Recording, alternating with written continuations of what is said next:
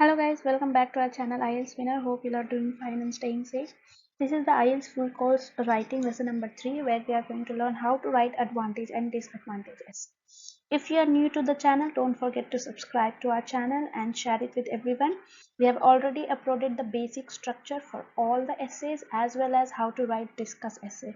So go through those videos and learn how to write them. Okay, now let's move ahead and see how to write advantage disadvantage. So suppose this is the question. When you look at the question, you can see that there is a topic statement and then there is the question, what are the advantage and disadvantage of not cooking? Okay, so many times the question and the prompt for advantage disadvantage may differ. So read the whole question. The question can be what are the advantage and disadvantage, or it can be what are the positives and negatives. So don't confuse with the other kind of essay which says is it positive or negative development. That is a different kind of question. This is what are the advantage disadvantage, or it is what are the positives and negatives of not cooking. So when you get such question, first read the whole thing. Understand what exactly it is asking you and for what you have to write advantage and disadvantage. So here first we'll read the main topic that more and more people prefer to buy ready-made food from restaurants or convenience store instead of cooking for themselves. So what they do, they don't cook themselves, but they buy ready-made foods. What are the advantage and disadvantage of not cooking? So we have to write the merits and demerits of not cooking. So what can be the positives when you don't cook? What can be the negatives when you don't cook? So when you get question, first thing you need to do is understand what is the main topic. So here the main topic is preference of food or eating, that is related to food. So your general statement should be something on food. You have to write something on food. You don't have to paraphrase the whole thing, but just let the examiner know that you have understood the main topic of the question, which is on food. So write one line about food. Second will be understand the question and see what you have to write merits and for what you have to write demerits. Then plan two merits and two demerits for the same. So advantage, what can be the advantage when you are not cooking food? Just like this, write your idea so that when you are writing your essay, you don't get confused. So how we have to analyze? First, we need to read the question, understand the main topic, and we need to understand for what we have to write the advantage and for what we have to write the disadvantage. So we have to write advantage of not cooking, which can be saving energy and time, and financial saving as cash because we are not getting the groceries. Can be disadvantage of not cooking, unhealthy food and dependency on someone for food. So even if you're hungry, you have to wait for the delivery man to come and give you food, or wait in a restaurant. So you have to wait, depend on someone to feed you rather than you cooking yourself and enjoying the food. So when you are planning, just plan like this. Now once you understood the topic, once you have understood the main ideas, write some of the synonyms that you may be having related to the question. So here topic relates to food, so you need to know some synonyms of food, cooking, and also fast food, junk food, homemade food. So you can write some topic specific synonyms so that when you are writing your essay, you don't waste your time thinking about them because you already have it. So you just need to look and write. Now once you have done your analysis and you have made your draft, it's time to write the essay. Now how to construct the essay? When you are writing your essay, you need to see that advantage and disadvantage means you have to write both the merits and the demerits. Because this question does not ask us outweigh, it is not asking us which is more. The question is just asking what are the merits and demerits.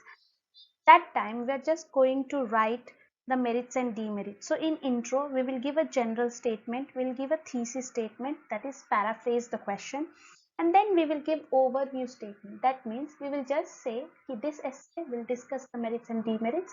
We will not say which is more or what will be the conclusion at the end. We are not going to give our opinion. We're just going to say what this essay will do. After that, in body paragraph, we will write a topic statement saying that this paragraph is about advantage or this paragraph is about disadvantage. Then we will give merit 1, explain it. Then we'll give merit 2 and explain it. And we will give example either for this one or for this one. Each body paragraph should have 2 advantage, 2 disadvantage, explain both them, and then give example for any one of the point. As you can see, there are in total 6 statements in both body paragraphs. One paragraph is for advantage and one paragraph is about disadvantage. Write 2 or 1 at least to get 250 word count. Explain them properly and justify with example. So if you are writing 2 points, give example for any one of the points, not both. If you are just writing 1 point, then give example and explain well to reach 250 word count. So main is not to just give the advantage, but explain कि how it is advantage.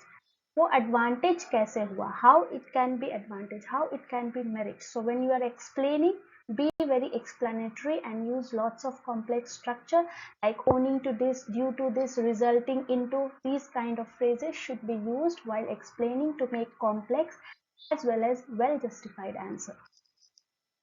After you have written body paragraph 1 and 2, write conclusion where you are just going to write 1 or 2 lines. One lengthy line saying that it has both merit and demerit and depends on people choice, or you give one line about the merit and say also demerits cannot be overlooked.